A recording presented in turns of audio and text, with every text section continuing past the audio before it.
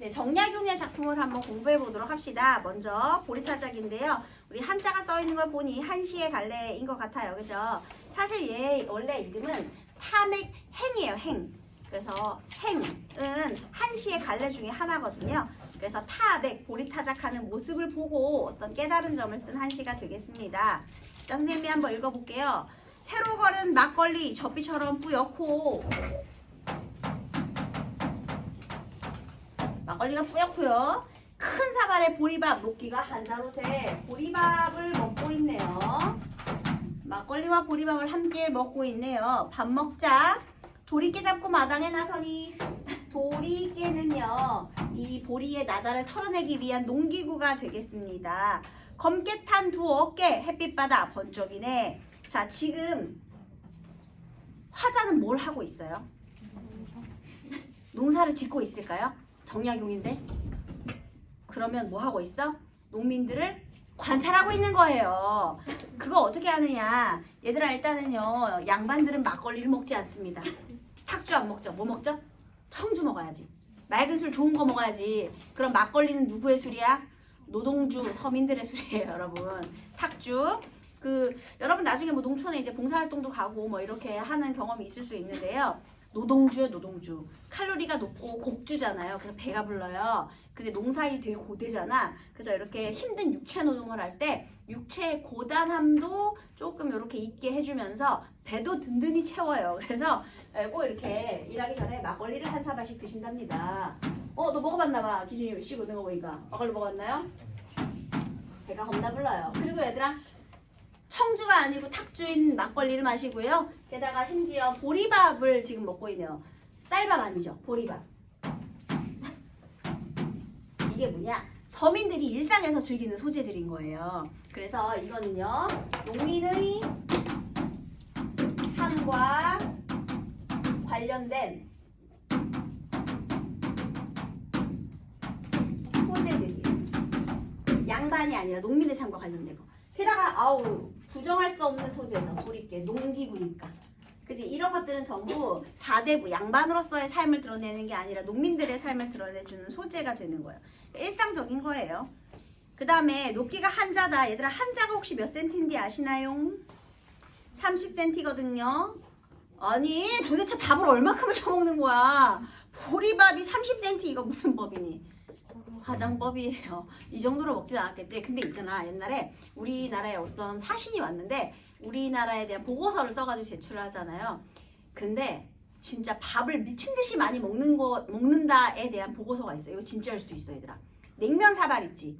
거기다가 밥을 퍼가지고 진짜 그 사진이 있거든요. 그 사신이 자기가 너무 놀래가지고 이 사람들 진짜 밥을 너무 많이 먹는다. 그래서 그 사진을 첨부를 했는데, 흑백 사진이 있는데 진짜 그 냉면 사발에다 밥을 이만큼씩 퍼가지고 먹더라고요. 근데 얘들아, 쌀이 옛날에는, 그래서 우리나라가 원래 쌀을 많이 소비했잖아요. 근데 지금은 이제 옛날처럼 밥을 그렇게 많이 먹진 않지만 이 쌀도 좋아져가지고 지금은 포만감이 더 있지만 옛날 쌀은 이렇게 좀 포만감이 적었나 봐. 밥을 진짜 냉면 끓였을 이만큼씩 담아가지고 먹더라고요.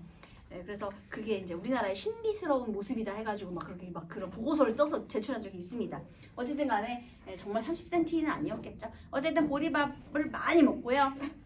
건강하죠. 잘 먹는다는 거 건강한 거예요. 그리고 밥 다 먹은 다음에 이렇게 배 터지게 먹고 그 다음에 도리깨를 잡고 마당에 나섭니다. 자, 지금 이 마당이 공간적 배경이 돼요. 마당에서 어떤 일을 하느냐? 보리타작하고 있겠죠. 검게 탄 두 어깨, 햇빛바다 번쩍. 자, 지금 내가 마당에서 이걸 보고 있는 거죠. 여기까지 마당에서 지금 보리타작한 농민들을 봤는데요. 원래 있잖아, 농민들의 이런 고된 노동에 대한 한탄이라고 착각을 할 수도 있거든요. 얘네 왜 이렇게 일만 해? 했는데 이 표현 때문에 농민들의 건강함이 돋보이죠.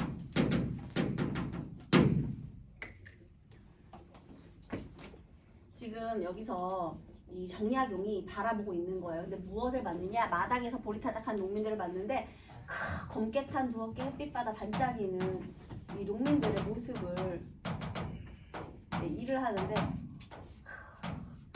삼각형 딱 벌어진 어깨, 여기 가슴 근육, 어떻게 해야 되죠? 가슴 근육, 왕자 숄더, 보셔도 이거 에? 아니에요 이거? 어깨가 벌려.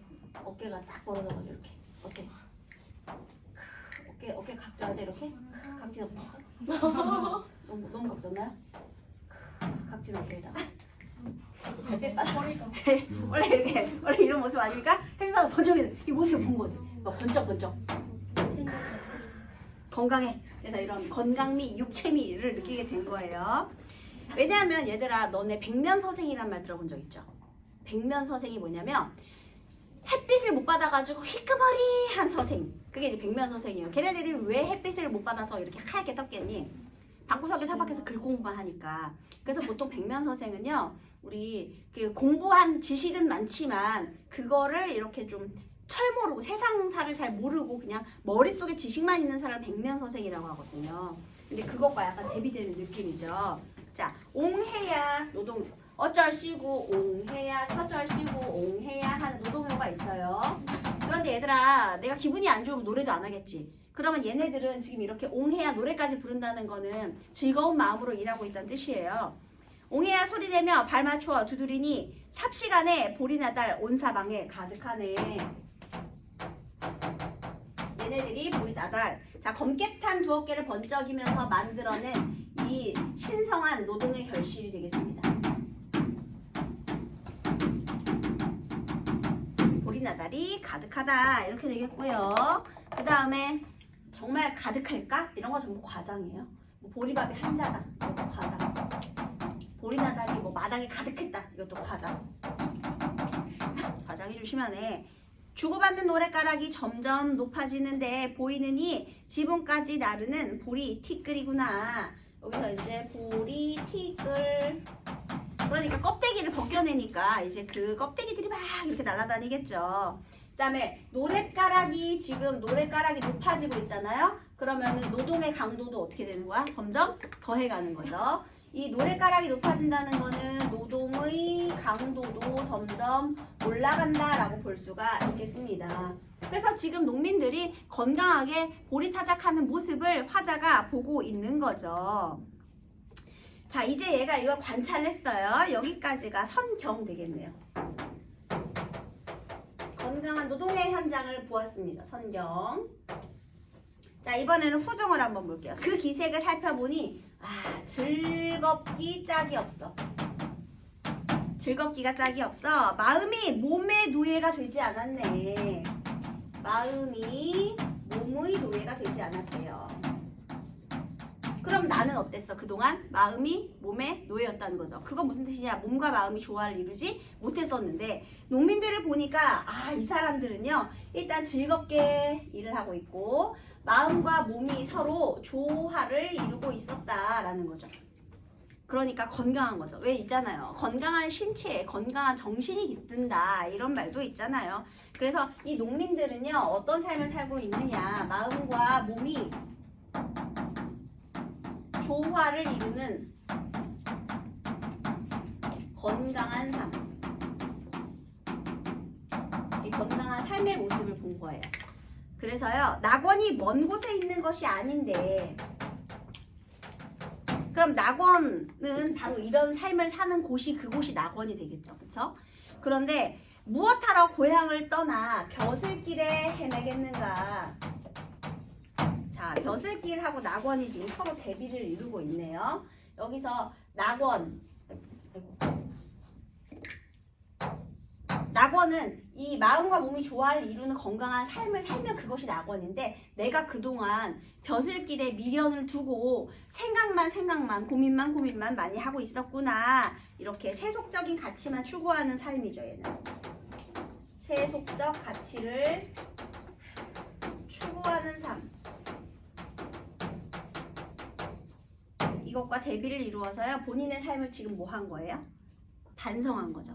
그래서 여기서 중요한 포인트는 반성.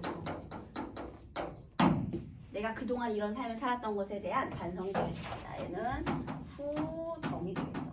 우리 정약용의 삶을 한번 생각해 보세요, 여러분. 정약용이요, 뭐 유배 생활도 길었고요, 그쵸? 그 다음에 우리 정약용의 실학사상은 이제 중농주의 사상이잖아요. 그러면 이 백성들에게 도움이 되는 실용적인 학문이 농업과 관련된 학문이었으면 좋겠다를 주장하신 분이에요. 그쵸? 그런데 사대부들이 얼마나 무시했겠니? 그 농사일을 그거나 하고 말이야. 사대부가 돼가지고 막 저런 찌질한 거라 하고 했으니까 얘가 벼슬길에서 뭐 보험도 받고 했지만 벼슬길에서 얼마나 왕따를 당했을까를 한번 생각해 보세요. 왕따 인생이었어요. 정약용은요. 왕이 총애하면 뭐해? 사대부들이 나를 인정을 안 해주는데. 그럼 고민이 되겠지. 내가 하고 있는 일에 대한 확신이 안 설 수 있잖아요. 왜냐면 다른 사대부들이 날 무시하니까. 그래서 이런 생각만 했던 거지. 어떻게 하면 저들을 내가 설득시킬 수 있을까? 내가 지금 하고 있는 학문에 대한 연구가 중요하다는 설득을 어떻게 하면 할 수 있을까를 고민했을 거야 아마. 근데 설득할 필요 있어? 그냥 연구하면 되지? 그냥 하면 되잖아. 그리고 왜 사대부라고 몸 움직이지 말라는 법 있어? 내가 저들과 함께 이 농사 현장을 관찰하면서 내가 이거를 직접적으로 연구하고 그들한테 도움이 되면 그냥 되는 건데 내가 너무 생각만 했구나. 그걸 반성하게 된 거죠. 자, 여기서의 포인트. 여기서 경험이라는 말을 잘 봐야 돼요, 여러분. 지금 내가 깨달은 건 경험을 통한 깨달음이 맞아요. 근데 무슨 경험을 한 거야? 지금 마당에서 보리 타작을 하는 농민의 모습을 본 경험이지, 얘들아. 내가 직접 보리 타작을 했어? 그래서 이거 조심해야 돼요. 그러니까 경험은 경험인데 내가 직접 보고 깨달았다 이런 경험은 괜찮은데요. 함께 보리 타작을 했다는 안 되는 거야. 왜냐면 사대부인데 아직 그냥 관찰만 한 거야. 얘가 이제 아침에 나와서 보니까 그 집에 있는 종들이 여기서 막 건강하게 보리 타작하면서 아주 즐겁게 일하는 모습을 본 거예요. 그래서 저렇게 몸과 마음이 일치하는, 그러니까 내가 하고 싶은 걸 하는 그런 삶이 중요하구나를 깨달은 거지, 그치? 그래서 나도 이제 내가 하고 싶은 삶 하겠다 이런 뜻이 되겠습니다. 내가 직접 보리를 타작한 것은 아니라는 점, 네, 그렇게 기억해 두세요. 자, 그러면 한번 요거 정약용의 보리 타작은요, 이 농민들의 건강한 모습을 보고 이 깨달음을 얻었다 이렇게 되는 거예요. 됐죠? 자, 그럼 이번에는 수호제기를 한번 보도록 하겠습니다. 혹시 이거 수호제기 1학년 때 내신 시험 보신 분? 그 미래인 교과서 쓴 사람 없나요? 이 미래인 교과서에 실려있거든요, 수호제기가. 그럼 한번 공부해보도록 합시다. 일단 수호제기 이거는요, 봐봐. 이거 한자를 우리말로 한문수필을 우리말로 번역했어요. 그래서 깨끗하죠, 글이. 중세국어 표기가 안 돼 있잖아요. 그래서 이 기는요, 한문수필의 한 종류예요. 어떤 사물의 유래를 밝히는 기록이 되겠습니다. 그럼 수호제에 대한 기록인데요. 수는 지키는 거고 오는 나예요. 제는 서당제예요. 그러면 얘는 나를 지키는 집이란 뜻이거든요. 그런데 수호제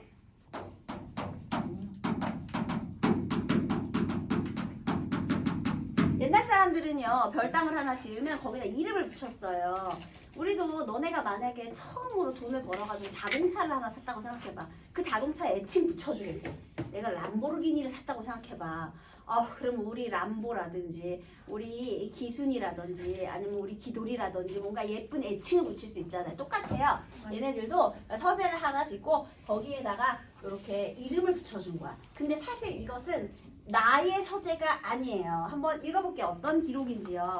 무조건 경험을 통한 깨달음입니다, 여러분. 그래서 어떤 깨달음을 전달하는지 한번 봅시다. 수호제라는 이름은 큰형님이 자기 집에 붙인 이름이다. 아하! 이 수호제라는 것은요, 큰형님. 우리 정약용한테 형님이 두 분이 계시죠. 근데 여러분, 정약용이 처음에 왜 유배를 가게 되었죠? 처음에? 얘가 종교가 뭐야? 둘째 형님의 부인이요. 둘째 형님의 부인, 나의 둘째 형수님이요. 그 형수님의 무슨 삼촌인가? 아무튼 그 집안 사람 중에 한 명이 우리나라에 처음으로 천주교를 들여오신 분이에요. 둘째 형수님의 가족 중에 한 분이. 그래서 얘가 이제 천주교를 믿게 되죠. 그래서 유배 갔습니다, 여러분. 천주교를 믿다니 왕을 믿어야지 무슨 소리야. 그러니까 이제 가죠. 근데 이제 정약용은 바로 인정했죠. 그래서 유배에서 곧 풀려갔지만 둘째 형은 그 일로 죽음을 당하고 말았습니다. 자, 그럼 다시 볼게요. 수호제라는 이름은 큰형님이 자기네 집에 붙인 이름이다. 나는 처음에 이 이름을 듣고 이상하게 생각했다. 자, 큰형님이요. 정약용의 큰형님이 있어요. 그리고 둘째 형님도 있어요.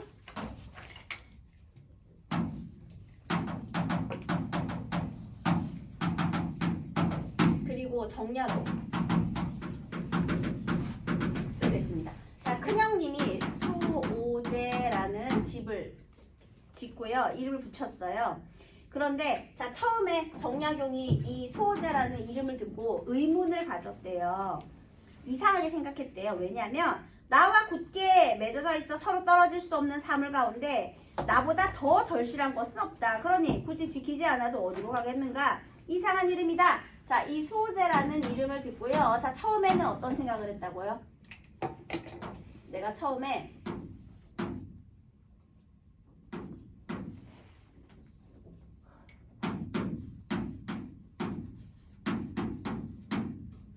의문이 들었대요.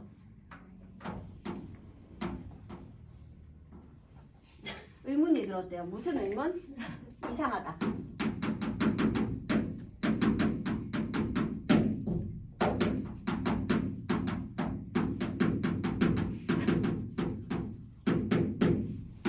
나를 지킬 필요가 있을까? 이렇게.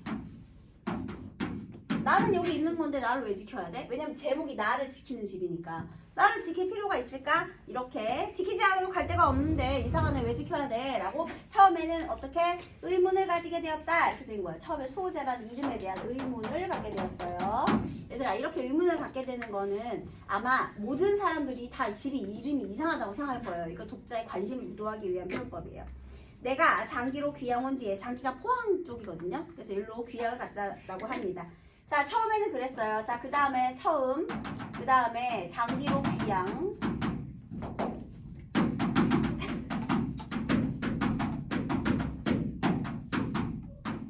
을 오게 되었대요. 그런데 혼자 지내면서 곰곰이 생각해 보다가 하루는 이 의문점에 대한 해답을 얻게 되었다. 나는 벌떡 일어나서 말했다. 자, 처음에는 그랬는데요. 귀양 와서 혼자 생각을 많이 해보다가 귀양 와서 할 일이 뭐가 있겠냐. 그냥 매일 무료하게 생각이나 하고 그랬겠지. 그런데 생각을 하다 보니까요. 아, 귀양을 와서 깨닫게 된 거예요. 자, 이번에는 어떤 깨달음을 얻었느냐. 얘가 어떤 깨달음을 얻었는지 볼게요. 천하 만물 가운데 지킬 것은 하나도 없지만 오직 나만은 지켜야 한다. 자, 여기에서요. 사실은 나하고 여기 작은 따옴표 안에 있는 나가 등장하거든요. 그래서 얘를 구분하셔야 되는데 얘는 현상적 자하고 얘는 본질적 자예요. 다시 한번 설명해 볼게요. 천하 만물 가운데 지킬 건 하나도 없지만 나는 지켜야 하는 게 맞구나. 그러니까 나를 지키는 집이 이거잖아. 그치? 아, 그래, 지켜야 되는 게 맞대. 왜냐하면요. 내 밭을 지고 자라날 자가 있는가? 밭은 지킬 필요가 없다. 내 집을 지고 자라날 자가 있는가? 집도 지킬 필요가 없다. 내 정원에 여러 가지 꽃나무나 과일나무들을 뽑아갈 자가 있는가? 그 뿌리는 땅속 깊이 박혔다. 내 책을 훔쳐 없앨 자가 있는가? 성현의 경전이 세상에 퍼져 물이나 불처럼 흔한데 누가 감히 없앨 수 있겠는가? 내 옷이나 양식을 훔쳐서 나를 옹색하게 하겠는가?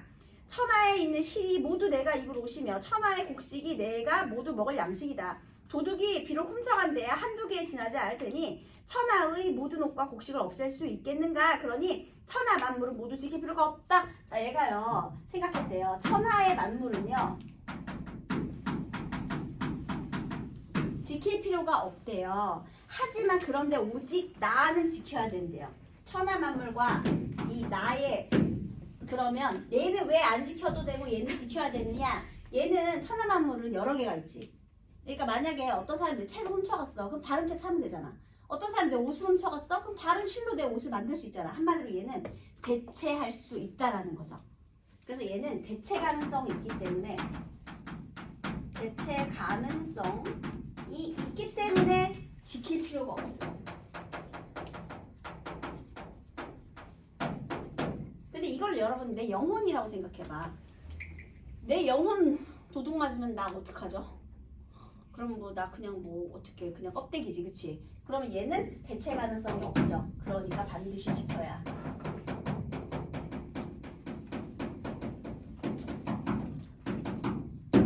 이 되는 거죠.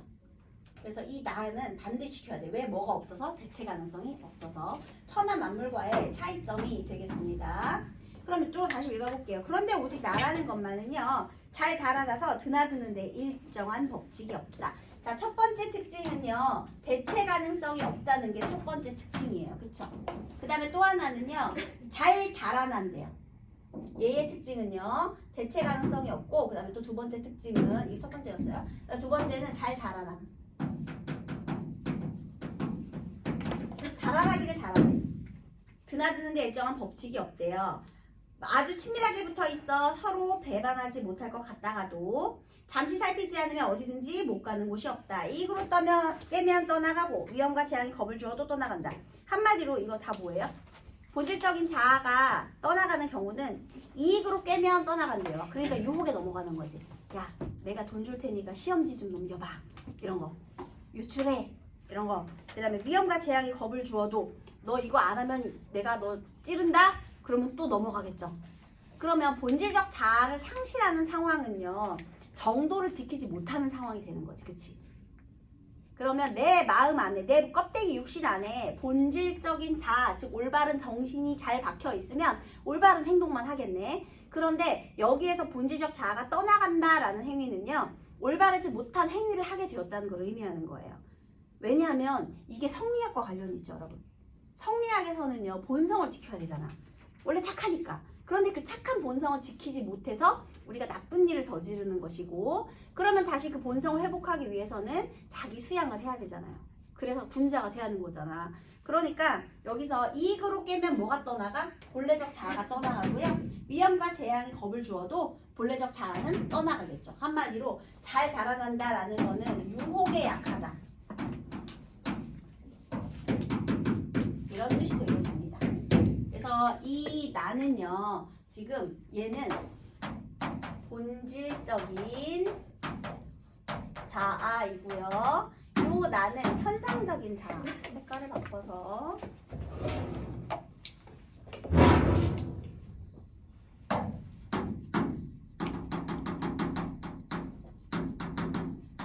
라고 하겠습니다. 그래서 원래 그냥 내 안에 잘 있는 것 같다가도 이렇게 잘 떠나가는 경우가 많대요. 뭔가 열거가 되게 많이 나오고 있죠. 계속해서 또 마음을 울리는 아름다운 음악 소리만 들어도 떠나가며, 이거는 음악 소리만 들어도 떠나간다라는 것은 또 유혹에 잘 넘어간다는 뜻입니다. 눈썹이 새카맣고 이가 하얀 미인의 요요한 모습만 보아도 떠나간다. 예쁜 여자가 꼬셔도 잘 넘어간다는 뜻이 되겠죠. 한 번 가면 돌아올 줄을 몰라 붙잡아 만류할 수가 없다. 그리고 또 가면 또 잘 돌아오지도 않는데요. 그러니까 집 나가는데 마음의 양심을 내가 만약에 일탈을 한 번 하잖아. 그러면 일탈 그 다음 쉽지. 계속해서 하게 되잖아요. 그래서 잘 돌아오기 어려워. 잘 돌아오지 않아요. 이런 특징이 있대요. 그래서요. 천하에 나보다 더 잃어버리기 쉬운 것은 없다. 그래서 우리 양심 지키기 어렵잖아요. 그죠? 어찌 실과 끈으로 묶고 빗장과 자물쇠로 잠가 나를 굳게 지키지 않겠는가. 여기서 여러분 실과 끈으로 묶고 빗장과 자물쇠로 잠그는 것은 나를 수양하는 방법이죠, 여러분. 근데 그거를 나 자신을 수양하고 지키는 건 눈에 안 보이는데 이렇게 실과 끈으로 묶고 빗장과 자물쇠로 잠근다? 이건 구체화하는 거죠, 여러분. 이거 추상적 관념을 구체화해도 되고요. 또 비유적 표현이라고 해도 좋고요. 그래서 지금 빗장과 자물쇠로 나를 꽁꽁 잠가서 나를 가둬라 라는 것은요. 비유적 표현을 통해서 자신을 수양해야 함을 이야기하는 거예요. 자기 수양 필요. 그래서요. 한마디로 이렇기 때문에 그래서 자기 수양이 필요하다. 얘 두 개를 일치시키는 자기 수양이 필요하다. 이거를 깨달은 거예요. 지금 이거 깨달았어.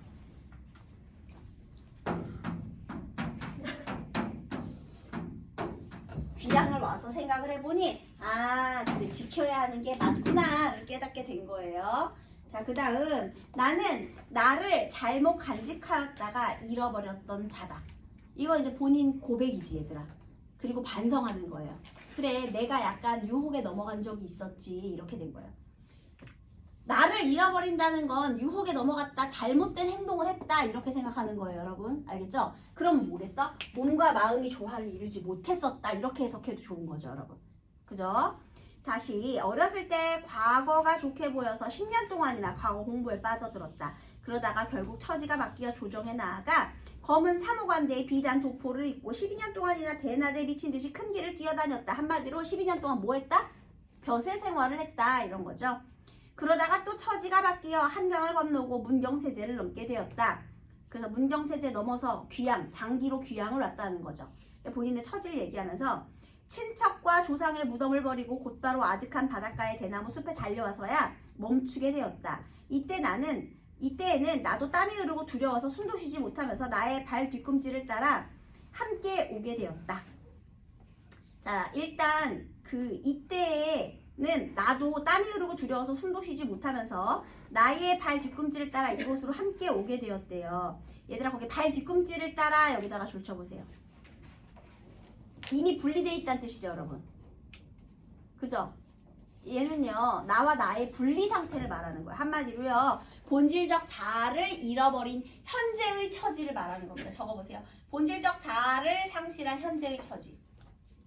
왜냐면 발 뒤꿈치를 따랐다는 거는요, 내가 생각은 하고 있는데 조화는 이루지 못한 상태예요. 조화는 이루지 못한 상태예요. 네, 그 다음에요, 내가 나에게 물었다. 자, 내가 바로 현상적 자아고요. 나에게 물었다가 본질적 자아예요. 내 세모하고 나 동그라미 하세요. 얘가 이제 대화, 자기 자신과의 대화, 성찰하는 과정이죠. 대화를 시작합니다. 너는 무엇 때문에 여기까지 왔느냐? 여우나 도깨비에게 홀려 끌려왔느냐? 아니면 바다 귀신이 불러서 왔는가? 네 가정과 고향이 모두 초천에 있는데 왜 그 본바닥으로 돌아가지 않느냐? 얘들아, 여기서 이거 뭐예요? 너 지금 여기 유배 와서 뭐하고 있는 거야? 자신의 삶의 의문을 던지는 행위죠. 너 고향으로 돌아가지 않고 여기 유배지에서 지금 뭐하는 거야? 라는 것은 고향으로 돌아가고 싶다는 뜻이죠, 여러분. 그러니까 지금 조화가 된 상태야, 안 된 상태야? 안 된 상태야. 그러니까 분리되어 있는 거예요. 지금 내 삶에 성찰을 하고 의문을 던지는 행위죠. 너 왜 여기 귀향 온 거야? 너 지금 여기서 뭐하고 있는 거야? 라는 것 자체가 아직 조화가 안 된 상황이에요. 그러나 나는 끝내 멍하니 움직이지 않으며 돌아갈 줄을 몰랐다. 얘들아, 여기서 나가 움직이지 않고 돌아가지 않았다라는 거 어디로 돌아간다는 거예요, 여러분? 돌아간다는 건요, 본래의 자아를 회복하고 조화를 이루는 상태를 말하는 거예요. 얘가 진짜 왔다 갔다 하는 거 아니잖아. 여기서 잃어버린다는 건 내가 마음의 조화와 평안을 얻지 못한다는 뜻이거든요. 그러니까 돌아갈 줄 몰랐다라는 건 아직도 조화를 이루지 못하는 거예요. 그럼 조화를 이루지 못했다라는 건 얘가 앞에 벼슬 얘기 왜 했겠니? 벼슬길에 대한 뭐가 있었을까? 미련이 있었겠지. 그러니까 유배를 와서도 나는 유배 온 거에 대한 어떤 그 이유, 그러니까 억울함이 좀 있는 거지. 벼슬길에 대한 미련도 있고, 그치? 그러니까 여기서 다시 돌아갈 줄을 몰랐다라는 건 아직은 조화를 이루지 못한 거예요. 얼굴빛을 보니 마치 얽매인 곳이 있어 돌아가고 싶어도 돌아가지 못하는 것 같았다. 그럼 그 얽매인 곳이 바로 미련을 말하는 거예요. 풀리지 않은 게 있다는 거죠. 미련. 이 벼슬길에 대한 미련이거나 뭐 이런 가족에 대한 그리움이거나 이런 거겠죠. 그러니까 이제 마음이 아직 평온을 찾지 못했어요. 그래서 결국 붙잡아 이곳에 함께 머물렀다. 얘들아, 여기 줄 쳐보세요. 네모하세요. 결국 붙잡아 이곳에 함께 머물렀다. 그건 이제 조화를 이루게 됐다는 거죠. 그럼 얘가 그동안에 조화를 이루기 위해서 뭐 했을까? 실과 끈으로 묶고 빗장과 자물쇠로 잠갔겠지.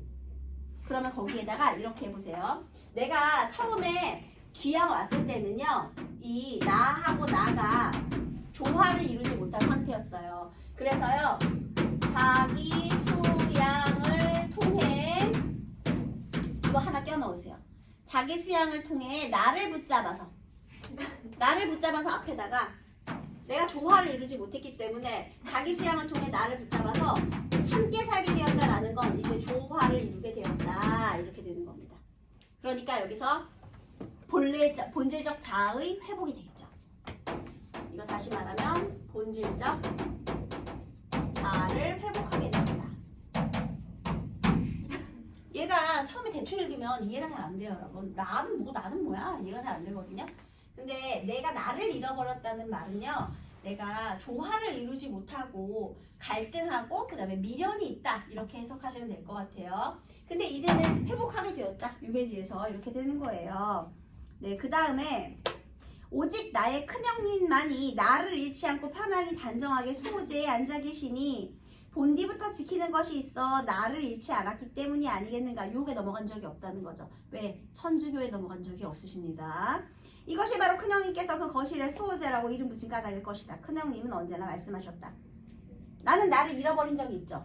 근데 큰형님은 나를 잃어버린 적이 없어요. 아버님께서 내게 태현이라고 자를 지어주셔서 나는 오로지 나의 태현을 지키려고 했다네. 그래서 내 거실에다가 이렇게 이름을 붙인 거지. 아, 그럼 이 본질적 자의 다른 이름은 태현 되겠네요. 그죠? 내가 지켜야 하는 본질적인 자의 이름은 큰 태현입니다. 하지만 이것은 핑계다. 맹자가 말씀하시기를 무엇을 지키는 것이 큰가, 몸을 지키는 것이 가장 크다라고 했으니 이 말씀이 진실이다. 자, 여기서 맹자, 권위자의 말을 인용해서 본인의 설득력을 높이고 있죠. 주장을 뒷받침합니다. 핑계라는 거는 이건 겸손한 것이다 이렇게 말했어요. 겸손하다. 오로지 나의 태연만을 지키려고 했다라는 건 겸손하신 말씀이시고, 맹자의 말처럼 뭐가 그러니까 무엇을 지키는 것이 큰가, 몸을 지키는 것이 가장 크다라고 했으니 이 말씀이 진실이다. 그럼 여기서의 그 몸, 이것도 이 맹자의 몸은 이게 다 하나가 되겠죠. 결국 내 정신을 지켜야 돼. 몸을 지킬 수 있으니까요. 이렇게 내가 스스로 말한 내용을 써서 큰형님께 보이고 소재의 기로 삼는다 이렇게 되겠어요. 기록으로 삼는다 이렇게 되겠죠. 그러면 우리 작은 형님, 둘째 형님도 나를 잃어버렸던 경험이 있겠죠. 이 사람도 유배 갔으니까 나도 잃어버린 경험이 있고, 그렇지만 큰 형님은 잃어버린 적이 없다 이렇게 되는 겁니다. 그죠? 우리 답을 한번 맞춰볼까요? 가와 나에 대한 설명으로 적절하지 않은 것은 가는 선경 후정의 방식으로 시상을 전개한다. 괜찮죠? 나는 여러 사례를 열거하여, 그쵸? 사례 열거하는 장면 많이 나옵니다. 나는 성인의 말을 인용하여 맹자의 말을 인용했죠. 그 다음에 나는 모두 자문자답의 방식으로 자문자답 없어요 여러분. 그쵸? 묻고 답하는 건 없습니다. 그 다음 가와 나는 서리법을 사용하여, 서리법은 다 있죠. 뭐 하겠는가 뭐 이런 것들. 그 다음에 2번 틀린 건 몇 번일까요? 그렇죠, 4번. 4는 현상적인 자아고요. 나머지는 본질적 자아가 되겠습니다. A와 B 뭘까요? 적절한 것. 그쵸? 가의 화자가 나의 글쓴이라면 벼슬에서 물러나 귀양을 오게 되었겠죠. 그 다음 이번에는 마당과 장기가 되겠는데요. 여기서 적절한 것. 가의 마당은 건강한 노동의 즐거움을 깨닫는 공간. 맞죠? 그 다음에 나의 장기는 삶에 대한 깨달음. 본질적 자아를 지켜야 된다. 이렇게 깨달았다. 되겠습니다.